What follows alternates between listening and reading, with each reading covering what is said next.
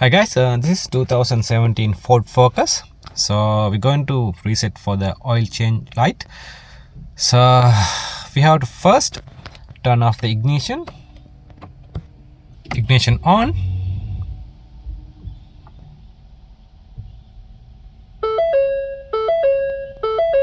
After then press and hold brake pedal both together. So you can see the service oil reset progress. So we had to wait for until the complete. I still in the press the brake pedal and the gas pedal. Done. So it's very easy. So this is the end of the video. Thanks for watching my videos. We see you next one.